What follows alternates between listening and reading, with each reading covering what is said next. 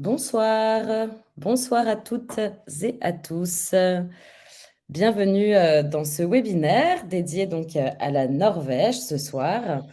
Nous sommes ravis d'être avec vous et de pouvoir vous présenter cette belle destination. Alors, je vais juste attendre quelques secondes que tout le monde ait le temps d'arriver. Donc, il est 18h01, je vais attendre une petite minute. On devrait encore avoir quelques personnes qui se connectent. Et puis, on commencera doucement.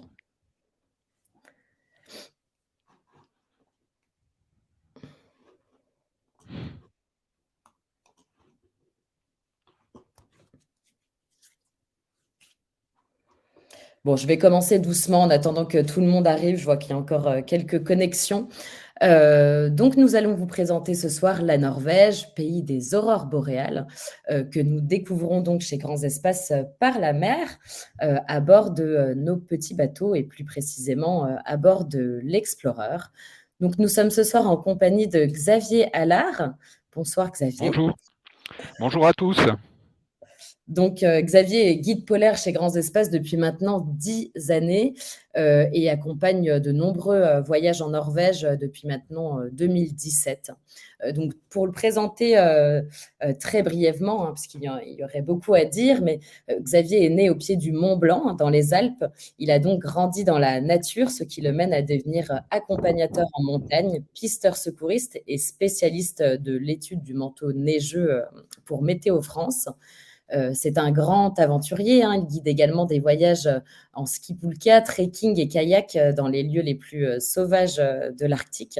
Et quand il ne guide pas dans le Grand Nord, il encadre des treks dans les Alpes au sein de la compagnie des guides de Saint-Gervais-Mont-Blanc, qui est aussi pour lui un terrain de jeu extraordinaire.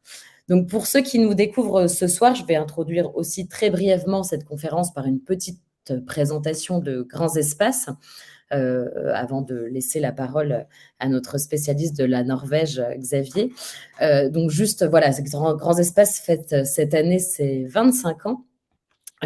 Puisque l'entreprise a été créée donc en 1998 par Christian Kempf, explorateur et scientifique assez visionnaire, puisqu'il a initié la toute première croisière expédition française en Antarctique avec l'aide de Paul-Émile Victor. Donc, ça fait 50 ans que Christian Kempf parcourt les régions polaires, d'abord en tant qu'explorateur et scientifique, puis en tant que chef d'expédition lors de croisières. Et il est l'auteur de nombreux ouvrages qui font autorité dans le milieu, notamment des livres sur les ours polaires, mais aussi sur les aurores boréales, la banquise et beaucoup d'autres sujets polaires. Donc, les destinations polaires sont vraiment notre cœur de métier, c'est chez Grands Espaces. Et c'est pourquoi nous avons développé depuis quelques années nos destinations pour nous tourner vers la Norvège, un pays tout entier tourné vers la mer, qui est bardé de fjords époustouflants, qui est imprégné d'une histoire riche, faite de vikings, de samis. C'est aussi le pays du ciel qui danse, donc un pays merveilleux pour aller découvrir le spectacle des aurores boréales. Mais sans plus attendre, je vais laisser donc la parole à Xavier, notre spécialiste de la Norvège ce soir et qui accompagne de nombreux voyages en Norvège avec Grands Espaces. À toi, Xavier. Alors bonjour à tous. Alors comme a dit Laureline, oui, ça fait déjà depuis quelques années que je guide des séjours en Norvège, un petit peu partout en Norvège, aussi bien dans le sud, dans les fjords, au Cap Nord, tout au bout de la Norvège. Alors je vais vous montrer déjà un petit peu la carte de la Norvège, si Laureline tu peux l'afficher. Oui. Alors la Norvège, c'est quand même un pays qui est assez grand, assez vaste. En un seul voyage, on ne peut pas faire tout le tour de la Norvège. Il faut plusieurs voyages entre le sud, le Grand Nord, les îles Lofoten, les Alpes de Lingen, et ainsi de suite. Même certaines grandes villes comme Bergen, Ålesund, Trondheim, Tromsø, et ainsi de suite. Ça fait que c'est vraiment un pays qui est très intéressant à revenir, aussi à différentes périodes. L'été avec le jour permanent au-delà du cap, au-delà du cercle polaire, qui va passer un petit peu au sud des Lofoten. Et aussi, durant cette nuit, aussi, où il y a ces présence d'aurore boréale. Ça fait qu'il y a vraiment deux grandes périodes, l'été et l'hiver, et aussi l'automne, quand il y a les couleurs de la toundra qui commencent un petit peu à rougir. Ça fait qu'il y a vraiment un intérêt à découvrir, redécouvrir cet endroit-là avec plaisir. Et aussi cette façon de voyager avec grands espaces en petits bateaux, ça fait vraiment une ambiance viking. On arrive par la mer pour découvrir cette côte déchiquetée. On le voit un petit peu sur cette carte. La Norvège, c'est 1500 km nord-sud en ligne droite, mais si on compte les 1000, plus de 1000 fjords sur toute la côte, c'est plusieurs milliers de kilomètres de côtes à découvrir avec des îles et ainsi de suite, des baies, des chenaux et autres voies navigables. Alors ça permet aussi de découvrir la Norvège des fjords, aussi bien dans le nord que dans le sud. Dans le nord, la partie nord sont des fjords un petit peu moins grands, mais qui permettent de s'introduire à l'intérieur, d'être toujours à l'abri la houle du grand large, ce qui fait que ça permet vraiment de pouvoir la découvrir d'une façon un petit peu intime, un peu loin de la route, un peu loin des zones un peu plus touristiques. Alors, comme les différentes destinations pour l'année future de grands espaces, c'est plutôt dans le nord. Il y a 10 séjours possibles à partir du mois d'octobre, avec la magie d'automne des îles Lofoten et du Norland. C'est la partie de cet archipel Lofoten et des îles Vesteralen. Après, il y a bien sûr avec la capitale, ça c'est un peu plus tard en saison, on arrive vers Tromsø, la capitale des aurores boréales.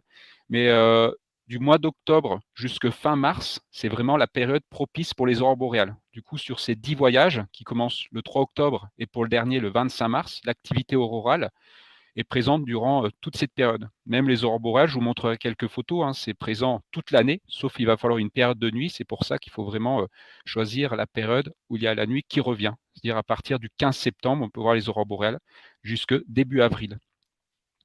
Alors, durant cette présentation, je vais vous montrer beaucoup de photos. Je pense que c'est vraiment l'intérêt de la présentation, c'est de s'imaginer au Lofoten pour pouvoir avoir envie d'y aller.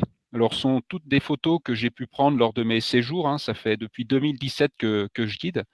Mais même si j'ai mis un petit peu un diaporama de tous ces voyages, durant une croisière, on a de la chance de voir un petit peu tout ce que je vais vous montrer. Alors là, Laureline a remis cette photo un petit peu des images des villages un petit peu pittoresques, un peu idylliques de la côte des Lofoten. C'est là où on va retrouver vraiment ces petites maquettes. Alors ça, c'est une petite balade. Vous voyez, c'est juste un petit point de vue qui nous permet vraiment d'embrasser ce petit village de Nusfjord qui est classé monument historique par la Norvège.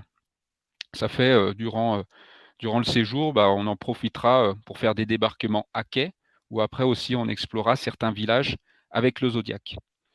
Alors ça, c'est un de mes villages favoris. Il y a différents villages à visiter, mais cette partie-là entre René, Henningsvær, Nusfjord et ainsi de suite, Skrova aussi, sont vraiment des villages assez remarquables pour la conservation de ce patrimoine qui date d'avant la Seconde Guerre mondiale. Parce que ça, vous le verrez aussi lors des croisières. La Norvège a été impactée par la Deuxième Guerre mondiale. Première Guerre mondiale, ils ont été neutres, donc il n'y a pas eu d'impact, mais à la Deuxième Guerre mondiale, totalement détruit par les bombardements nazis. Il y avait aussi la terre brûlée, c'est-à-dire dès que les Alliés sont arrivés, il fallait tout détruire derrière nous. Mais heureusement, il y a quelques endroits qui ont été préservés dans la partie nord, justement, Lofoten, Lingen, où il y a tous ces villages maintenant qui sont classés patrimoine historique norvégien. Ça fait que durant ces sorties, je vous parlerai de l'histoire. Là, je ne vais pas vous parler de l'histoire de chacun de ces villages. Je vous montre juste quelques images pour vous donner envie de venir les découvrir. Mais en tout cas, chaque village a un petit côté historique. Mais on va changer d'image. Comme ça, on continue un petit peu à parler.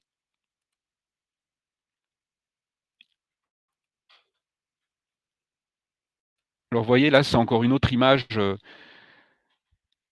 des Rourbourgs. Alors les Rourbourgs sont ces cabanes de pêcheurs historiques. Ça date déjà de plus de 1000 ans. Alors ces cabanes n'ont pas 1000 ans, mais l'histoire de la pêche au cabillaud qui deviendra de la morue une fois séchée, date de 1000 ans. C'est à l'époque déjà des Vikings. Et ces cabanes étaient utilisées par les pêcheurs saisonniers qui venaient de divers endroits de la Norvège pour venir passer la période du mois de janvier, février, mars et jusque parfois début avril pour venir pêcher ce poisson qui a fait la richesse de cette partie-là de la Norvège, la partie nord. Alors si Laureline, tu peux remettre juste la carte pour réexpliquer un petit peu la zone géographique en zoomant un petit peu sur les Lofoten et la partie du Nordland et le comté de Troms. Alors vous voyez là, on retrouve un petit peu la Norvège. On peut zoomer un peu plus sur la carte pour centrer un petit peu Tromsø au milieu. Hop, voilà. Alors ça sera le terrain de jeu des différentes croisières proposées pour fin 2023, comme j'ai dit au mois d'octobre, et début 2024, entre la partie tout au sud des Lofoten, avec René, qui est la reine, hein, certainement le plus beau village avec un paysage très dramatique de cet endroit-là. Et après, un petit peu plus haut, jusqu'au Cap Nord. Alors, il y a pour tous les goûts, hein, il y a ceux qui veulent visiter le fameux Cap Nord, qui est vraiment tout en haut. C'est la pointe la plus au nord de l'Europe continentale, tout au nord d'Ellingen et ainsi de suite. Et pour ceux qui veulent plutôt un paysage de pics qui tombe dans les mers, ça sera plutôt la partie sud avec les Lofoten. Et au centre, on va retrouver la capitale des aurores boréales et de là partira toutes nos croisières. Ça fait que dans tous les séjours, il y aura une visite de Tromsø, qui est une des villes les plus dynamiques de cette partie-là. C'est une ville de 70 000 habitants qui est tournée entre autres autour du tourisme et aussi de tout ce qui est pêche. Alors on va repasser sur les images, hein. Comme je vous ai dit, on va essayer de vous montrer un maximum de photos pour vous donner envie d'aller visiter les Lofoten, le Finnmark et le comté de Troms, parce que dans la Norvège, il y a différents comtés, provinces, on peut les appeler différemment, ou tout simplement préfectures, si on le ramène un petit peu comme si c'était la France. Alors, il y en a 17, et les différentes parties qu'il y aura, ça sera le Nordland avec les Lofoten, le Finnmark et le comté de Troms. Ça sera ces trois parties-là qu'on peut visiter avec le choix soit vers le nord pour le Cap Nord, ou soit vers le sud pour les Lofoten. Alors voilà encore quelques autres images un petit peu idylliques de ces roorbous pilotis, ces maisons sur pilotis en bord de mer. On voit qu'il y a différentes couleurs, le jaune, le rouge, le blanc. Ça va donner un petit peu la richesse du propriétaire. Parce que vu qu'avant, c'était des propriétaires de zones de pêche, ils avaient leurs belles maisons blanches, signe de richesse, et autour, ils avaient des hangars pour stocker le matériel, faire sécher les poissons, les stocker également, et aussi après les cabanes, comme je dis, les rorbourgs, qui étaient les lieux où vivaient les ouvriers le temps de la saison de pêche. Vous voyez, tout ça sont des photos de la partie sud avec René, et ici, une autre image de cette cabane au pied de cette grande montagne. Alors, ce ne sont pas des montagnes très hautes, hein, 700 mètres dans les Lofoten, c'est déjà de hautes montagnes, mais vu qu'on part du bord de la mer, tout de suite, ça fait des pics et des falaises assez impressionnants. Alors, vous pouvez voir, hein, là, les images parlent d'elles-mêmes, hein.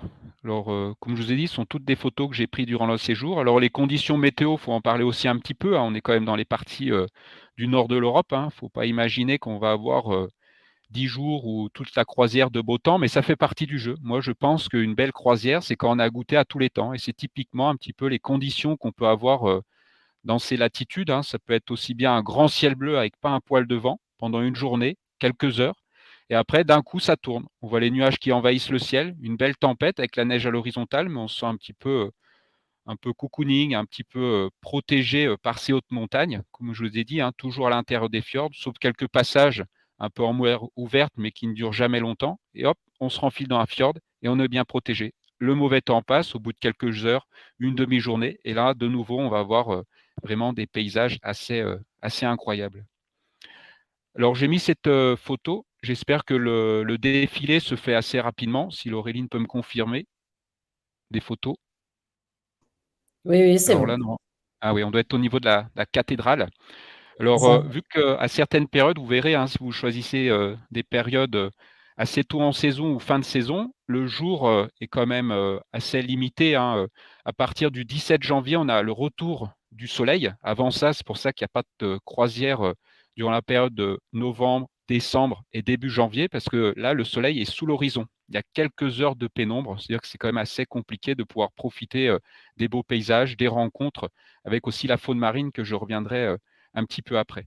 Mais en tout cas, même lorsque la nuit tombe rapidement, hein, des fois vers 17 heures, il fait déjà nuit, on continue nos activités. Parce que vu que les guides, entre autres moi-même, hein, je connais bien cet endroit, je sais emmener comment dire, vous balader après que le soleil soit parti pour découvrir de tels monuments. Ici, on voit une église, une cathédrale style dragon style, c'est-à-dire de l'époque viking, qui a été refaite au début du XXe siècle. C'est-à-dire même si la nuit est assez rapide, on débarque dans un petit village, on fait la visite du petit village avec les lumières du soir et c'est tout aussi magique. Alors, je vais continuer à faire défiler un petit peu. Alors là, on va arriver un petit peu sur les lumières. Alors tout à l'heure, on vous parlait justement des aurores boréales, hein. C'est un phénomène assez incroyable, assez unique. Je trouve que ça fait partie de ces grands phénomènes, comme les orages ou aussi les éruptions volcaniques. C'est tellement rare que dès qu'on en voit une, on est tout de suite subjugué.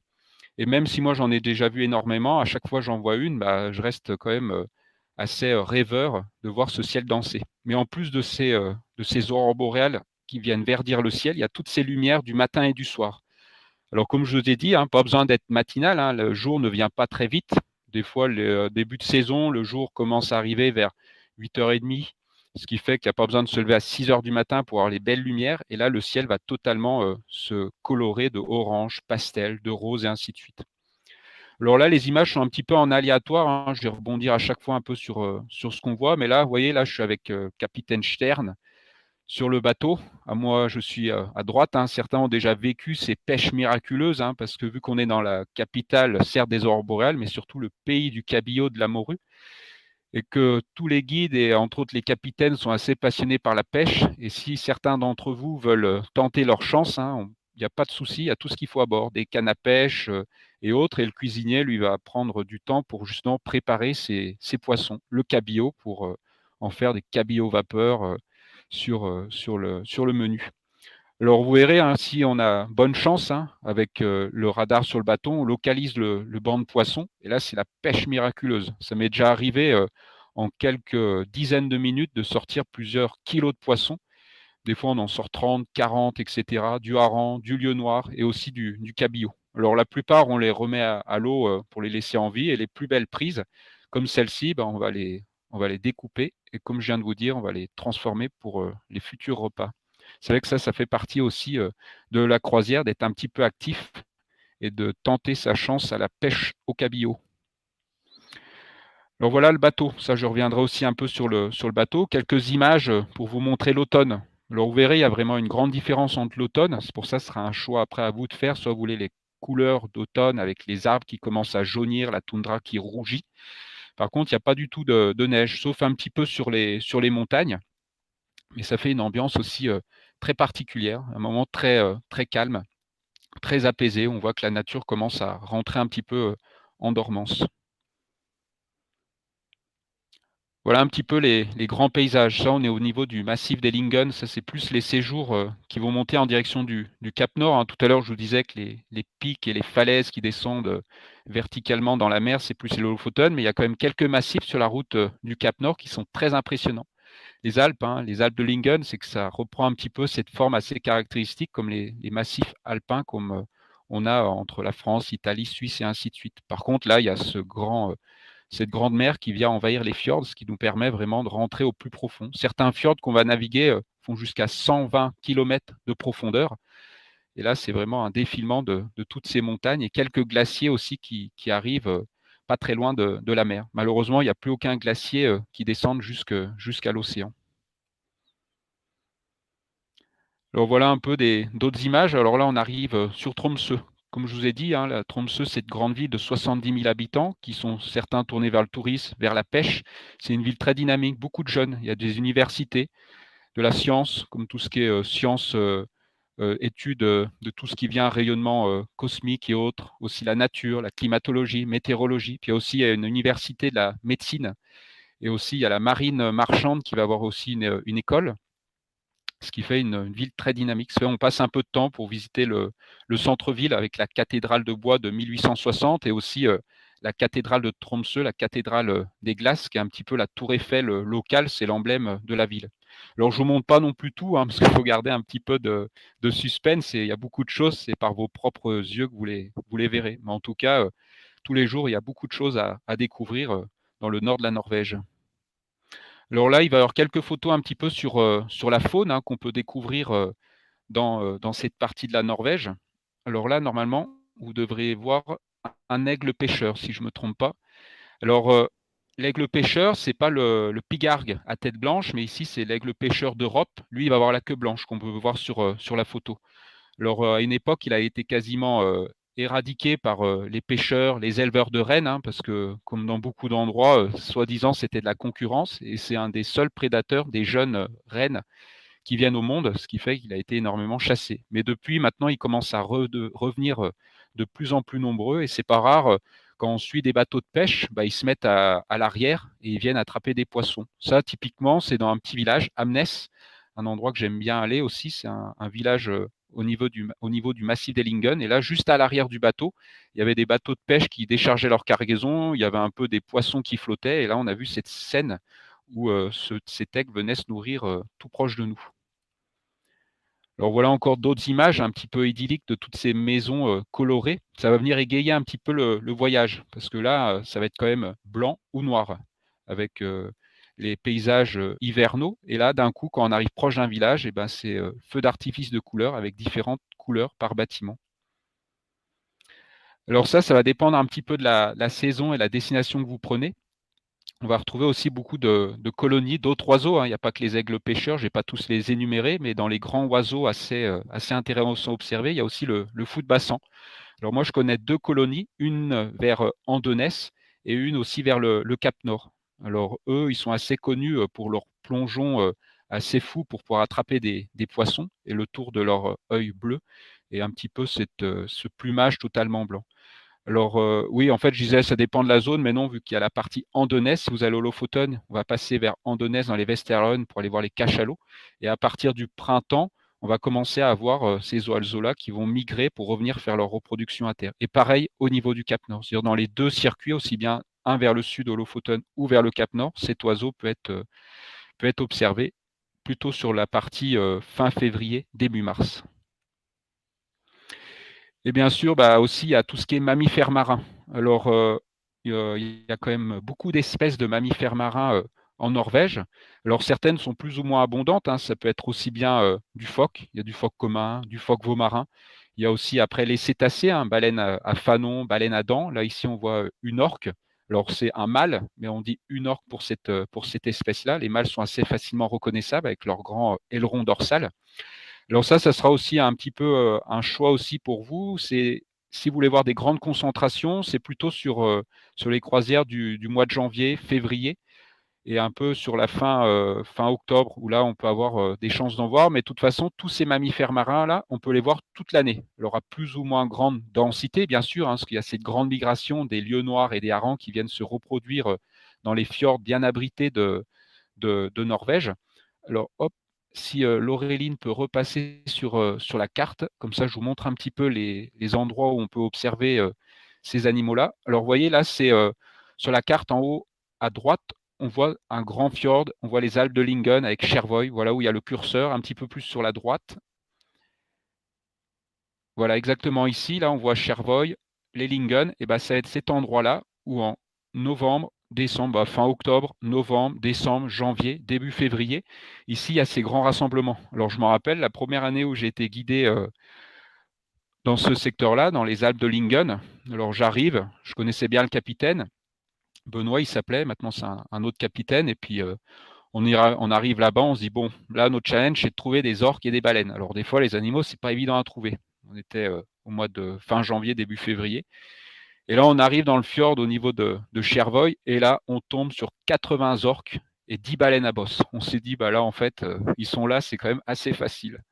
Et du coup, c'était vraiment une saison assez incroyable durant ces quelques mois où ils viennent tous s'alimenter de ces harengs, lieux noirs, qui viennent trouver des eaux calmes. Et après, une fois que cette migration, cette reproduction est terminée, et ben, ces orques, ces baleines à bosse, hop, repartent en mer. C'est pour ça, en fait, ils sont tout le temps là, mais il y a cette grande concentration à une certaine période dans ce fjord-là. Mais ça m'est arrivé d'en voir au mois d'août, au mois de mars, au mois d'avril. Il n'y a vraiment pas de période. Après, c'est juste à vous de voir si vous voulez voir les grandes concentrations ou plutôt les grands paysages sans forcément voir des baleines tous les jours. Alors après, si tu peux descendre un petit peu, ce que je vous donne, là, je vous montre un petit peu la carte où on peut voir les différentes espèces. Ici, c'est orque et baleine à bosse, petit orcal. Il y a aussi d'autres, hein, les dauphins à bec blanc, des marsouins, des globicéphales, il y en a énormément. Mais comme tout le monde, hein, je sais qu'on aime bien un petit peu les grands animaux qui montrent bien beaucoup de parties de leur corps, parce que certains sont plus ou moins discrets. Et là, on va arriver sur Andonès. Alors là, tu peux zoomer sur la grande péninsule qui est un petit peu en bas, là.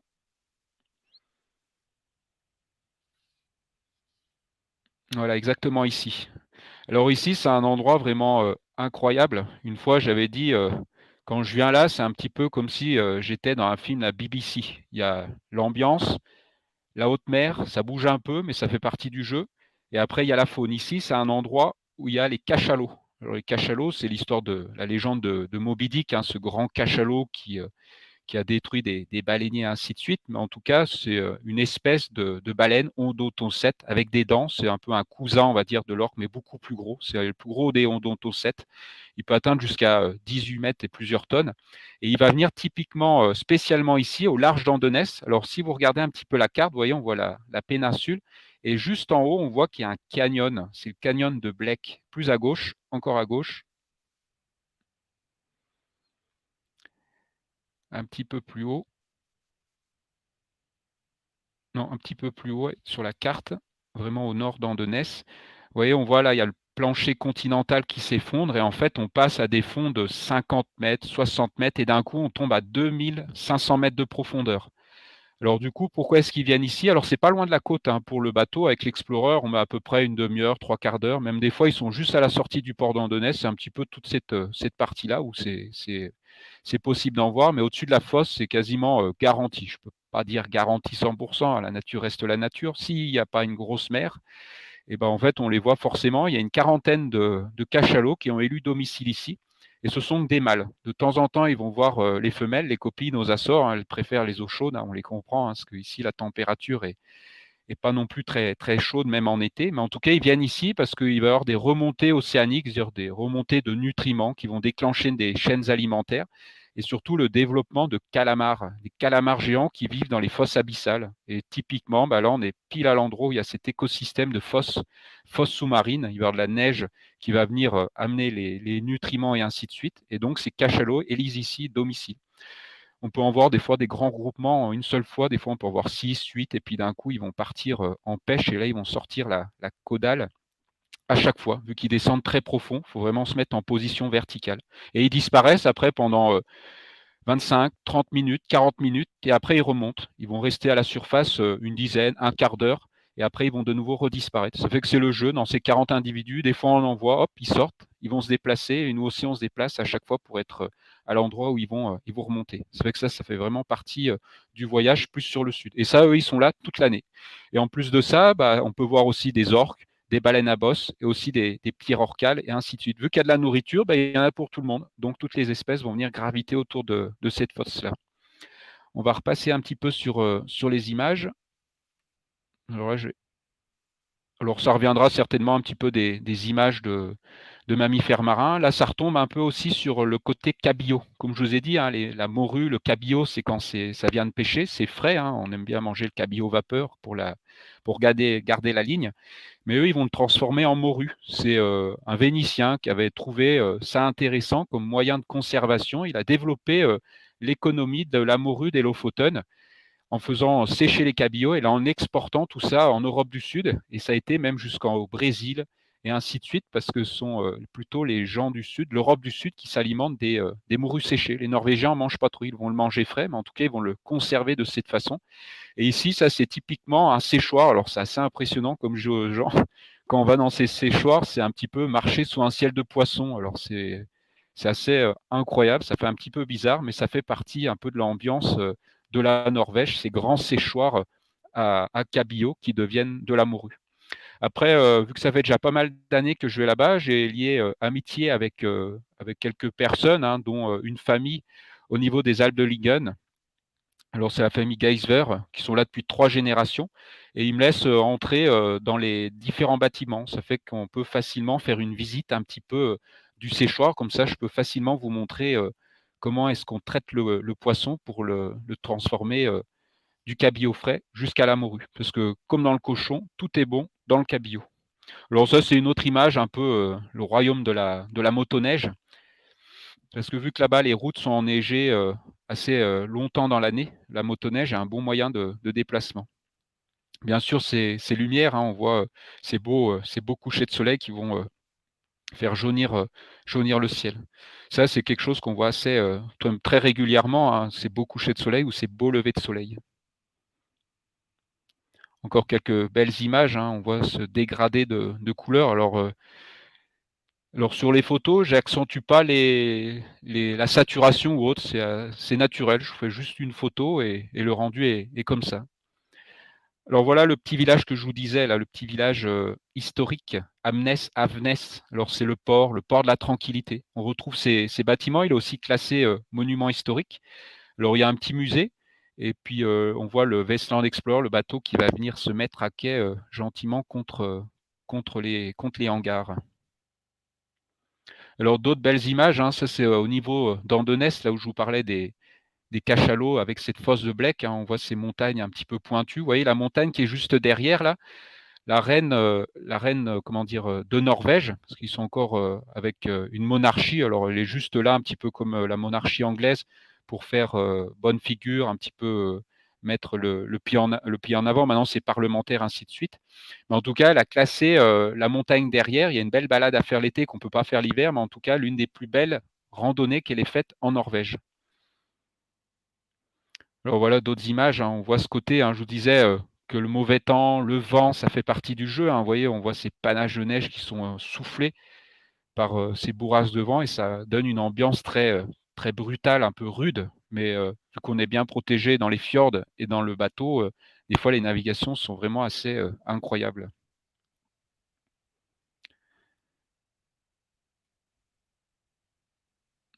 Alors ça, il y aura certainement d'autres images, mais je rebondis sur celle-ci. Alors j'espère que vous voyez bien la même que moi, parce que j'ai pas une grande puissance Wi-Fi là dans les Hautes-Alpes. Alors Laurine, peux-tu me confirmer que c'est un banc de sable avec une maison rouge? Oui, alors Maison Rouge, tout au fond. Oui, c'est ça. Alors Oui. ici là, on est au niveau, on est un peu au sud de Narvik dans le Tisfjord. Alors c'est un endroit où il y a les Sandoya. Alors Oya sont les îles Sand, les îles du sable. Alors là, il y a une partie, je vous remontrerai d'autres photos. Il y a différents endroits en Norvège, aussi bien les voyages vers le Cap Nord ou vers le sud, où là, il y a ces plages de sable corallien. Oui, vous avez bien entendu, de corail. Parce que souvent, on a cette image de corail, il faut des conditions chaudes, c'est les tropiques, on va se baigner. Bah, alors ici, il y a des grands massifs coralliens d'eau froide qui se développent dans des températures de l'eau de plus 2, plus 4 degrés. Parce que même si on est à des latitudes très nordiques, avec l'influence des courants marins, dont le courant du Gulf Stream pour simplifier, hein, parce que c'est un petit peu plus complexe, ça, on vous fera des conférences en soirée pour vous parler un petit peu de la Norvège, comment ça marche, le climat, la météorologie, dont cette circulation thermohaline qui va venir réchauffer les côtes norvégiennes. Et du coup, ce corail d'eau froide peut se développer. Alors, il y a quand même des grandes tempêtes en hiver, hein. Des fois, ça arrive qu'il y a des vents à 120 km/h. En haute mer, hein, du coup, il y a des grandes vagues qui se forment où on n'y va pas au-delà des zones de fjord. Mais en tout cas, tous ces coraux, des fois, se font arracher, se font broyer. Et avec le phénomène des courants, bah, ils atterrissent au fond des fjords. Et ça va créer des énormes plages de sable corallien jaune en contraste avec les grandes montagnes noires. Parce que le reste des massifs sont des massifs métamorphiques et ça va donner des montagnes plutôt sombres. Et c'est pour ça qu'on va avoir ces belles plages de sable corallien.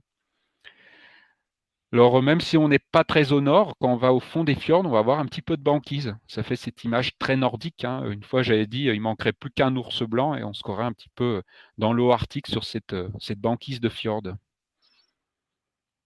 Alors ça, ce sont des photos qui ont été faites. Alors, celle d'avant, c'était un débarquement et là, c'est en sortie Zodiac. Alors ici, d'autres images de faune, on retrouve les orques. Vous voyez, par exemple, ça, c'est une photo d'une parade. On voit qu'il y a un mâle à droite, une femelle à gauche, on voit sa queue et ça se tourne autour. Alors c'était la période de reproduction, c'était une parade amoureuse. Il y avait plusieurs, comment dire, plusieurs mâles qui tournaient autour d'une femelle, vu qu'elle était en chaleur. Alors ça, c'est une photo qui a été faite fin mars. Vous voyez, il y a des mammifères marins observables un petit peu à toutes les saisons, à plus ou moins grande densité. Alors c'était une observation assez incroyable de voir ces deux animaux. Il y en avait un groupe de 5 individus qui tournaient l'un autour de l'autre et le bateau les suivait à quelques dizaines de mètres. tranquillement.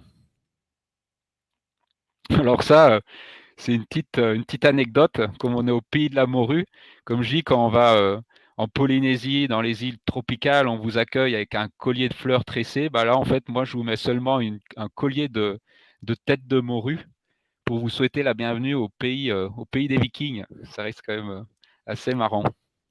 Alors, les têtes de morue, elles sont pas consommées directement comme ça, elles sont broyées. Puis après, c'est envoyé dans certains pays d'Afrique pour en faire des soupes ou une alimentation de base, vu que sont quelque chose qui a pas ça coûte pas très cher, ce qui permet justement à certains pays de pouvoir s'alimenter en protéines et en autres nutriments pour pas grand-chose. Et aussi, c'est utilisé pour l'élevage de certains poissons, vu que c'est broyé. Après, c'est l'alimentation des sardines et ainsi de suite dans certains pays. C'est pour ça que je vous ai dit que tout est bon dans le cabillaud. Alors, une autre photo de cet aigle pêcheur. Alors, on les voit assez régulièrement, hein, c'est quelque chose dans le ciel. Ils ont quand même des zones de reproduction, on les voit quand même assez facilement, mais si vous levez la tête et vous êtes un peu patient, c'est assez souvent qu'on voit des aigles passer au-dessus du bateau. Après, pas besoin d'avoir un grand télé, hein, si vous faites de la photo. Vous voyez, moi j'ai un 18-135 et j'arrive quand même à faire des photos. Vous avez vu les deux orques, ils étaient vraiment assez proches.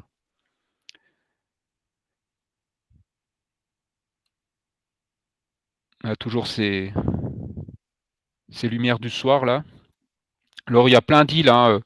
Vous verrez, c'est vraiment des croisières quand même qui restent croisières d'expédition, un petit peu à escale, parce qu'à certains endroits, on est obligé de passer, mais ce qui va vraiment rentrer dans les décisions du guide et du capitaine, pour ceux qui ont déjà voyagé avec grands espaces, vous savez que c'est la météo et les conditions qui font le choix un petit peu de la destination finale, hein. Ils font un plan A, un plan B, un plan C, mais il y a toujours un plan qui va marcher. Il faut juste être un petit peu patient. Ça fait que vous allez avoir la brochure avec un itinéraire, etc. Mais c'est à prendre entre guillemets parce que suffit qu'il y ait une belle condition, une belle météo à un endroit pour pouvoir voir les aurores boréales, bah, le bateau va se placer au bon endroit pour pouvoir voir les aurores boréales ou pour pouvoir faire un débarquement. Mais à force d'y aller, je n'ai pas tout compté, mais de sites intéressants où j'aime bien débarquer, je crois que j'en ai déjà repéré une centaine où j'ai déjà mis le pied, fait une croisière Zodiac et ainsi de suite. Donc il y a forcément un plan qui va marcher le matin et l'après-midi. Alors, quelques autres espèces, pour montrer un petit peu la variété, ça sont les globicéphales qu'on peut aussi voir dans les eaux norvégiennes. Alors là, une image de le bateau sur lequel vous allez passer votre croisière, le Westland Explorer. Alors, c'est un bateau d'une quarantaine de mètres de long, 11 mètres de large. Et quand vous montez à la passerelle, vous êtes à 12 mètres d'altitude. Avec une passerelle, vous voyez, on voit un petit peu les fenêtres, même les hublots pour les cabines au pont inférieur en 200 sont les plus grands hublots qu'on peut mettre sur un bateau pour que vous ayez vraiment beaucoup de luminosité, que vous puissiez profiter des paysages, même en restant dans votre cabine. Et après, il y a le pont principal, on voit là où il y a la grue sur la gauche, il y a ce grand salon panoramique qui est vraiment très appréciable pour justement voir aussi les paysages de l'intérieur quand les conditions extérieures sont pas très clémentes, ce qui fait que même quand on est à l'intérieur, on a l'impression d'être à l'extérieur. Puis après, juste au-dessus, il y a les cabines 400 et après au-dessus, il y a la passerelle. Et ça, je pense que vous le savez, vous avez peut-être déjà feuilleté un petit peu, il y a sauna, jacuzzi, et ça tombe bien, vu qu'on est un petit peu dans les pays nordiques, bah, ça fait partie du truc, d'aller se mettre au sauna et aussi dans le jacuzzi. Encore une image du bateau vue sous un autre angle, hein. Là, on voit bien la passerelle qui est accessible pour tout le monde. Et vous avez ces grandes vitres, certaines chauffées, comme ça vous êtes vraiment bien tranquille. Et vous avez vu aussi tous les ponts extérieurs. Alors, pour les observations d'aurore boréale, soit on se met à un mouillage, il y a deux choix. J'aime bien faire un petit peu les deux pour varier durant le séjour. Soit on se met au mouillage, c'est-à-dire qu'on a un endroit où il fait totalement sombre avec le bateau, il n'y a pas de pollution lumineuse, ce qui fait que là, on a un ciel très noir. Ça ne nous gêne pas pour les aurores boréales. Il y a juste l'inconvénient que le bateau peut bouger un petit peu, mais avec des réglages qu'on vous donnera conseil sur le bateau pour avoir de belles photos d'aurore boréale réussies. On arrive à faire des belles images. Et après, parfois, on va à quai. Alors à quai, vu qu'on est dans une zone portuaire, les quais sont lumineux. Donc l'inconvénient, si on veut faire des belles photos hors lumière, il va falloir marcher un petit peu quelques minutes, des fois quelques dizaines de minutes pour trouver l'endroit bien à l'abri. L'avantage, c'est que là, on peut mettre son trépied bien stable et faire la photo. Ça, c'est assez intéressant. C'est si vous voulez faire des photos haute qualité avec un appareil photo, c'est trépied obligatoire, objectif grand angle et le top, c'est un déclencheur à distance pour vraiment pas faire de vibrations. Alors après, ça dépend de vos ISO, etc. Mais quelques secondes de pause suffisent à faire une belle image. Et après, maintenant, j'ai vu que la qualité des iPhones avec les caméras, ainsi de suite, c'est vraiment très sympa. Alors après, certes, vous en ferez jamais un poster XXL à la maison, mais en tout cas, le rendu sur l'écran, des fois, je me dis, est-ce que ça vaut le coup que j'amène encore mon trépied et mon appareil photo quand je vois ça? Donc, en fait, pour les aurores boréales, c'est possible avec tout. Pas tous les appareils, mais en tout cas, des appareils de bonne qualité de téléphone comme iPhone, ainsi de suite, ou après des appareils réglables sur trépied, on peut faire de belles choses. Alors là, j'ai changé, là, j'ai retourné sur les villages, Rennais, là, hein, toujours ces photos assez dramatiques, hein, vous avez vu, c'est pas les grandes conditions météo, mais vous voyez, des images pareilles, c'est quand même assez incroyable, avec ce beau rayon de soleil du matin qui fait rougir les montagnes. Ah bah là, on retourne sur le bateau, vous voyez, là, on voit la passerelle. Alors là, on voit notre capitaine. Alors les capitaines, ils peuvent changer. Là, c'est un capitaine avec qui je travaille régulièrement. C'est June. Et là, il explique, parce que vu que la passerelle est ouverte, il aime bien aussi proposer aux passagers de faire découvrir un peu la navigation, ses instruments et ainsi de suite pour comprendre comment fonctionne le bateau. Et on peut voir sur l'image ces grandes vitres qui nous donnent accès sur l'extérieur. De nouveau, le bateau à quai sur un petit village.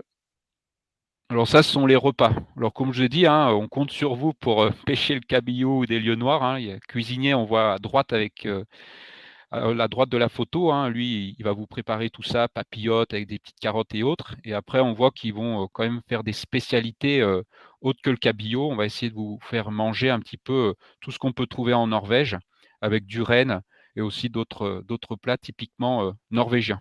Alors, ce qui est sûr, c'est qu'on mange bien et c'est pas dans ces croisières-là qu'on va faire le régime. Bon, comme on a bien mangé, après souvent on vous propose de repartir sur le terrain. Alors maintenant sur le bateau, alors je vous parle un peu d'équipement, hein, je fais un peu tourner les photos, mais je reviens après sur cette image. Ça, je parle de cette image avant, alors je pense que vous la voyez tous. C'était la petite anecdote. Sur la photo, il y a l'Explorer. C'est un petit peu les deux extrêmes. Alors là, on est à quai dans le centre-ville de Tromsø. La plupart du temps, on se trouve dans le centre-ville ou à quelques minutes en taxi du centre-ville, hein, pour pouvoir aller visiter le centre, comme je vous ai dit. Et là, on voit un petit peu ces monstres des mers, ces paquebots de plusieurs milliers de passagers. Et juste derrière le bateau, là, on voit le petit Explorer. C'est-à-dire que comparé à lui, nous, on va passer vraiment partout et vous montrer la Norvège que ces gros bateaux-là ne peuvent pas visiter. Alors, quelques photos d'aurore boréale. On voit un petit peu l'ambiance que ça peut donner.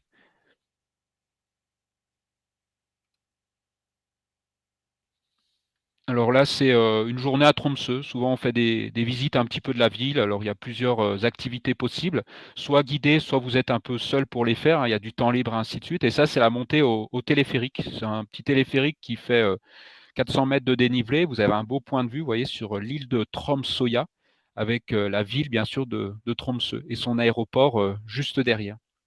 Et bien sûr, le grand pont qui va venir enjamber le fjord, le chenal exactement, pour pouvoir retourner sur le continent.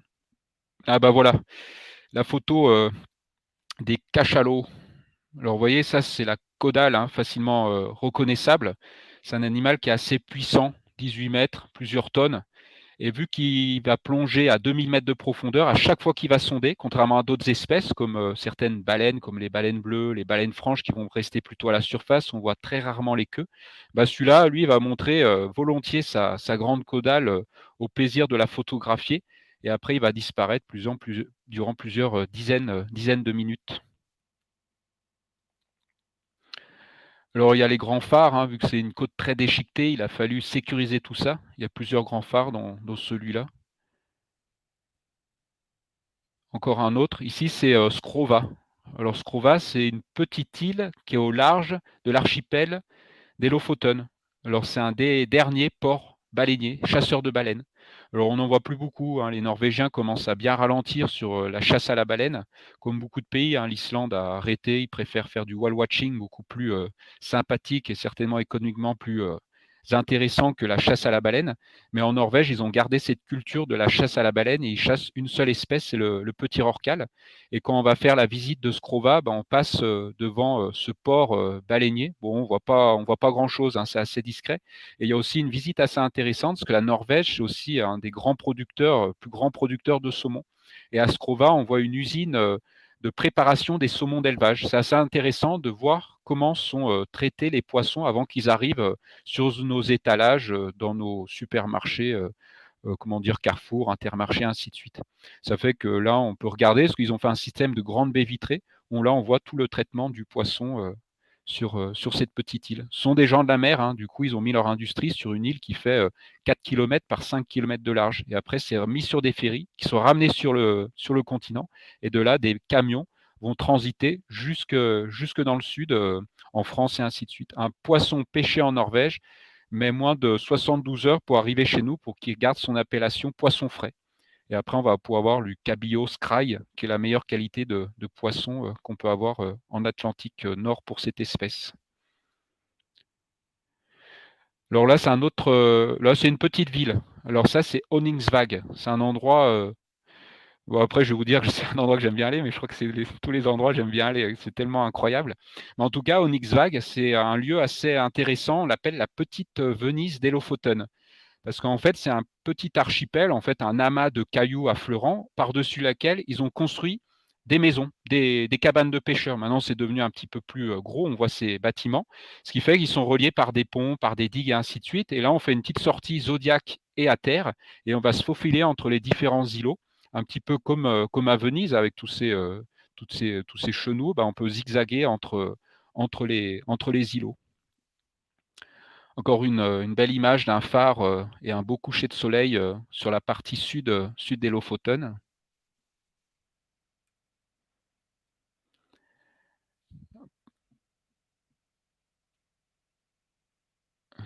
Toujours ces rourbous, hein. On voit un petit peu les maisons aussi en toit végétalisé.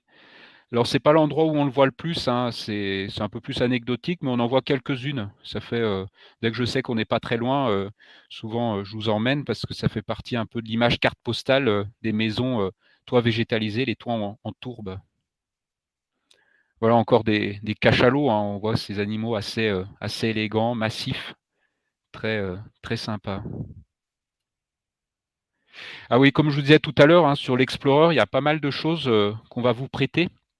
C'est pour ça, n'allez pas dépenser beaucoup d'argent à vouloir acheter des bottes, des combinaisons grand froid, parce que sur le bateau, on vous prête, vous voyez sur la photo, là, on voit qu'il y a une personne, ils sont tous habillés pareil, ce sont des combinaisons étanches qui font aussi bien pour le Zodiac quand on fait les sorties. Ça vous permet aussi de flotter, être imperméable s'il y a des embruns. Vous avez aussi un gilet de sauvetage, ainsi de suite. Mais la combinaison peut être un peu prise aussi pour une combinaison de ski. Ça fait les balades qu'on fait avec des raquettes, parce qu'on vous prête aussi, pour ceux qui veulent, des raquettes à neige et des bâtons de marche. Hein. C'est pas, on va pas faire l'Everest en hivernal sans oxygène. Hein. Ça reste des petites balades. Hein. Vous voyez, on met pied à terre, on va marcher sur un kilomètre, un petit peu plus, mais c'est vraiment avec plein d'arrêts pour profiter des paysages, avec des explications sur un petit peu comment la faune arrive à survivre ici. Des fois, on peut voir des traces de lagopèdes, plein d'indices et de présence de mammifères terrestres, et aussi parler de la neige, vraiment mettre pied à terre dans des endroits où il n'y a personne. Vu que, comme je vous ai dit, bah, il n'y a que les petits bateaux et très peu de monde vont dans ces endroits-là. La plupart des touristes souvent viennent en Norvège à Tromsø l'hiver pour les aurores boréales, et ils vont faire quelques jours en activité depuis Tromsø. Ils vont prendre des bus pour aller faire un coup de chien de traîneau, un autre bus pour aller faire une activité reine, et puis après une activité pour aller voir les baleines avec un gros bateau.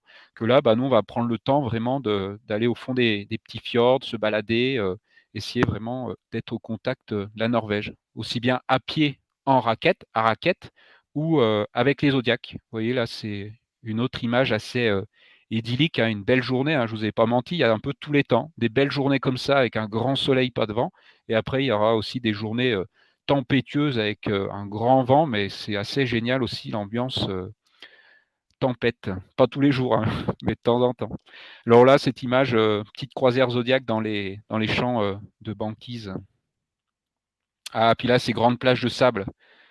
Il manquerait plus qu'un parasol et on se croirait aux Bahamas. Sauf que la température de l'air c'est pas la même. Alors après, c'est pas extrême, hein. On reste quand même sur les Lofoten avec le courant marin, climat océanique, l'hiver, -5, +5. Alors ça, c'est un petit peu la moyenne. Le plus froid que j'ai eu, c'était -10, -14, c'est un extrême, mais c'est pas, ça va pas être du -30. Par contre, si vous allez faire un séjour en Suède, en Finlande, climat continental, et il y a un endroit, Kiruna, qui est à moins de 100 km du dernier fjord de Narvik. Là, on passe justement du climat océanique -5, +5. Kiruna, c'est du -35. Que là, on reste quand même dans un climat plutôt doux. Donc, un bonnet, une paire de gants et la combinaison qu'on vous prête et les bottes. Après, il faut quand même un petit peu d'équipement personnel, hein, une petite doudoune, des choses comme ça. Et ben, ça suffit très bien à faire l'affaire pour lutter contre le froid. Alors quelques autres images. Alors ça, ce sont les voyages Cap Nord. Alors Cap Nord, c'est assez incroyable parce que c'est une route qui est déneigée 2 fois par jour. C'est-à-dire il faut suivre un convoi. On voit là, c'était un groupe de personnes que j'avais emmené jusqu'au Cap Nord et on voit derrière le grand chasse-neige. Et il nous donne rendez-vous. La veille, j'appelle le taxi, parce qu'on peut y aller seulement en taxi. Le bateau se met sur un petit village, c'est Geisver. C'est un des derniers villages de pêcheurs tout au nord, sur l'île de Magaeroya. Et là, on va partir avec un taxi à peu près 40 km en minibus, hein, et il nous amène jusqu'à la route du Cap Nord. On fait plein d'arrêts, on va visiter aussi d'autres villages et ainsi de suite. Et en tout cas, les derniers 13 km, il faut qu'on suive le chasse-neige. Je ne sais pas si certains ont déjà vu l'émission Les routes de l'impossible. Et il y avait une saison qui se passait dans le sud de la Norvège, en Norvège, quoi, hein, et on voyait que c'était quand même des routes assez incroyables. Ils ont tous les pneus neige avec des bons clous. Et là, on suit le chasse-neige jusqu'au fameux Cap Nord, qui est l'endroit le plus au nord de l'Europe continentale. Ah bah ça, encore d'autres photos d'aurore boréale. Vous voyez, ça, c'est fait à partir du bateau. C'est une photo que j'ai faite. Alors ça, c'est les Follet Soya. Follet Soya, c'est 2 îlots qui sont vraiment très, très beaux. Une belle petite sortie raquette pour avoir un beau point de vue. Mais ça, c'était la nuit en attendant le lendemain pour faire l'activité sur les îlots. Et ben, vous voyez, là, on a eu une belle soirée avec une belle aurore boréale. Et ça, c'est fait à partir du bateau, ce qui donne une qualité très convenable, même si le bateau a quelques vibrations. Vu qu'on a le bon ISO, la bonne ouverture, bonne sensibilité. Oui, on voit encore un marcheur, hein, là-bas avec ses raquettes, hein. C'est des petites balades accessibles, hein. On ne va pas descendre droit dans la pente. On a fait tout un cheminement à travers une petite forêt. J'aime bien expliquer un petit peu les différentes espèces d'arbres qu'on va rencontrer, ainsi de suite, lors des balades. Du coup, ça prend du temps. C'est pas fait pour faire un trek, quoi. Et aussi la Norvège, du moins toute la partie nord de la Scandinavie, lors des présentations, hein, je vous donne plein de termes, mais souvent on les reprend. Scandinavie, Laponie, pays nordiques, ainsi de suite. Il y a forcément une définition, mais en tout cas, le nord de la Scandinavie, on va retrouver un peuple autochtone. Le dernier peuple autochtone d'Europe sont les Sams. Alors les Samis, alors les Lapons, on peut le dire, mais c'est pas vraiment le vrai terme, c'est plutôt les Samis. Alors là, on les voit en habit traditionnel, hein. Imaginez-vous pas arriver et voir des gens comme ça dans les rues. Ça, c'est plus des Samis lors de certains grands rassemblements, ou si certains d'entre vous veulent faire une excursion justement à la culture Sami, ça c'est possible aussi.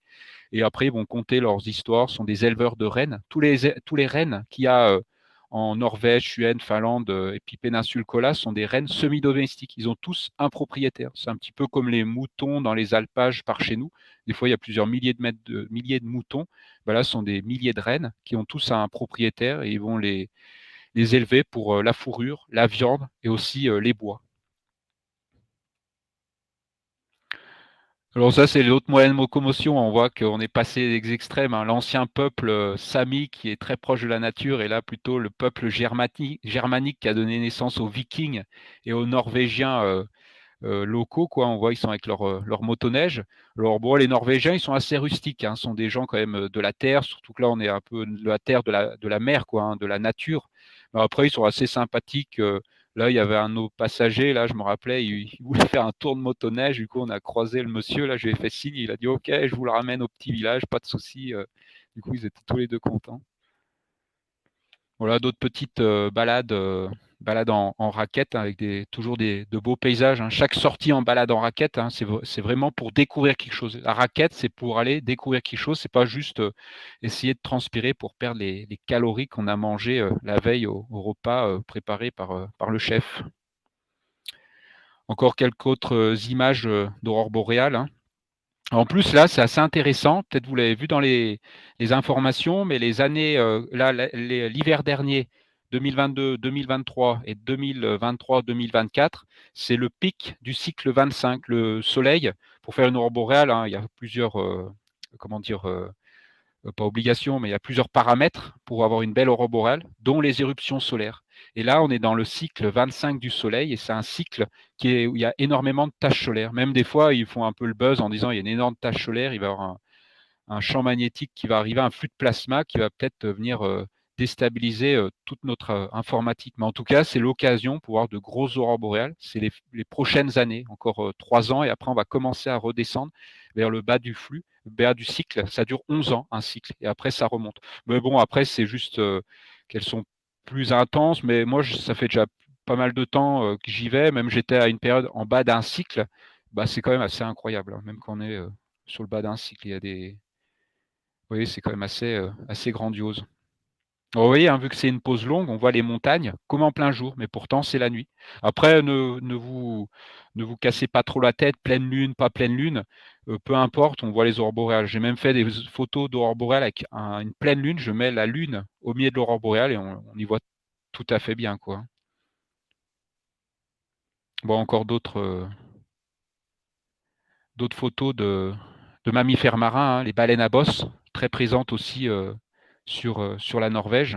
À n'importe quelle saison, toujours pareil, qu'un pic lors de grands rassemblements, mais ça, on peut en voir n'importe quand, n'importe où.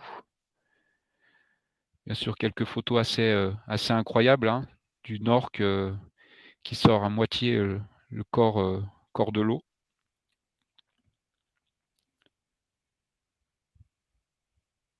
Toujours ces photos assez folles de tous ces grands rassemblements, hein, cette faune marine. Les baleines à bosse qui elles aussi vont montrer très régulièrement la queue. Hein. Souvent la baleine à bosse c'est un petit peu la chouchoute de tout le monde parce que elle est sympathique, elle monte bien la queue, elle est joueuse. Des fois on voit même qu'elle sort les nageoires pectorales, des fois elle saute un petit peu. Ici elle saute pas trop, c'est pas l'endroit où elle saute beaucoup, elles sont plutôt en alimentation. Les sauts, c'est plus pour la parade amoureuse ou quand il y a de la concurrence, des choses comme ça, que là, il y a de la nourriture pour tout le monde. Et même les orques qui rencontrent les baleines à bosse, bah, vu qu'à manger, surtout ce sont des orques qui sont spécialisés dans la pêche, pas la pêche, mais plutôt l'attaque des harengs, des lieux noirs, bah, ils ne vont pas attaquer les baleines.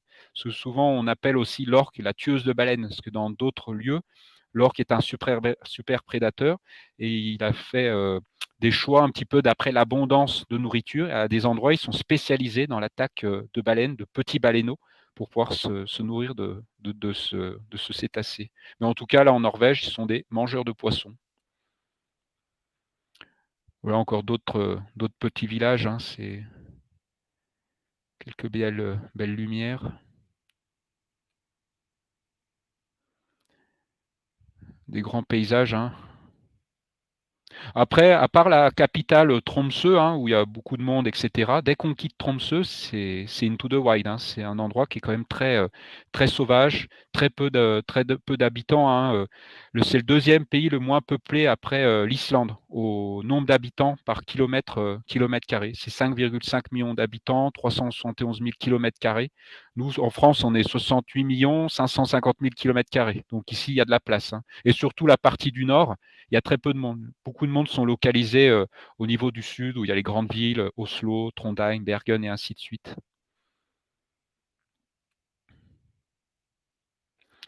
Voilà encore, vous voyez, bah, c'est celle-là. C'est pas le soleil qu'on voit sur la gauche, c'est la lune, où on voit la lune en pleine lune, quoi, et pourtant on a une belle image de cette aurore boréale en forme de spirale. Alors les aurores boréales, vous verrez, on vous fait des conférences dessus hein, pour expliquer le phénomène. Alors les photos sont à prendre comme elles sont à prendre. Alors les aurores boréales, on peut les voir de beaucoup de couleurs, aussi bien d'une tache lumineuse, on ne sait pas trop si c'est un nuage ou une aurore boréale, jusqu'à l'aurore boréale qui, quand on regarde autour de nous, bah, en fait tout est vert. Et ça, on peut en voir, c'est du vécu. Et à chaque croisière, on voit quand même beaucoup de phénomènes. Mais les seules conditions, déjà, il faut une éruption solaire, il faut que la Terre soit du bon côté pour que l'éruption solaire arrive jusque la Terre. Et après, surtout, il faut une nuit claire. C'est pour ça que je vous ai dit, attention, le programme, vu que ce sont des programmes qui sont tournés pour l'observation des aurores boréales et pour certains sur les baleines, bah, le choix du mouillage et de la destination, ça va être là-dessus. Parce qu'un petit village, que je vous emmène voir, le petit village de Nusfjord, de Renfjord ou je ne sais lequel, c'est quand même moins impressionnant qu'une belle aurore boréale à 22 heures par un beau ciel bleu, quoi. Par un beau ciel totalement étoilé, quoi.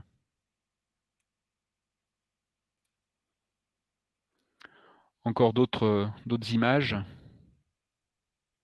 Ah bah je crois qu'on a fait le tour. Voilà, un petit peu en quelques mots, qu'est-ce que je pense de la Norvège, hein. Bah souvent je dis c'est mon pays de cœur la Norvège, parce que peut-être que j'irai bien un jour y passer ma retraite, à vivre comme ça sur un rorbout, à pêcher la morue sur un petit bateau. Donc c'est un endroit que j'aime beaucoup, beaucoup aller guider et toujours un petit peu en explorant, même si j'ai déjà bien sillonné tous les fjords, il y a encore des endroits que je connais pas, que j'ai repérés sur des cartes. Alors si vous venez, peut-être que vous aurez la chance de découvrir un endroit que je connais pas avec moi. Merci de votre attention sur ces quelques explications. Merci Xavier pour ce récit passionné et passionnant. Je pense que ça a intéressé tout le monde, hein. Tout le monde est resté accroché jusqu'à la fin. N'hésitez pas, hein, si vous avez des questions pour notre guide sur ce fabuleux pays, sur nos croisières expéditions. Vous avez le petit chat à droite de votre écran qui vous permet de nous poser quelques questions. On a encore quelques minutes. Voilà, donc comme l'a dit Xavier, on a nos voyages qui commencent dès la fin de l'année, donc en octobre, pour aller découvrir la Norvège, et puis qui reprennent, donc en octobre, on est plutôt sur des paysages d'automne, donc avec des belles couleurs qui viennent embraser les fjords. Et puis après, on reprend donc en janvier avec des paysages beaucoup plus enneigés, beaucoup plus englacés. Voilà, bah écoutez, j'ai l'impression qu'il n'y a pas de questions. C'est que tu as dû être très complet, Xavier, et puis assez clair dans cette présentation. Je voudrais vous préciser que donc cette conférence sera accessible en replay, hein. Vous allez recevoir un lien à la suite de cet événement qui vous permettra de voir et revoir cette belle présentation et puis de la faire visionner à d'autres si vous le souhaitez. Voilà, écoutez, si pas de questions, parce que je vois que tout le monde remercie, mais je ne vois pas de questions arriver. On va pouvoir mettre fin à cette présentation. Merci beaucoup, Xavier, Oui, pas de de souci. nous avoir présenté ton pays de cœur. Et puis, eh bien, je pense que tu en retrouveras peut-être quelques-uns sur des futurs voyages.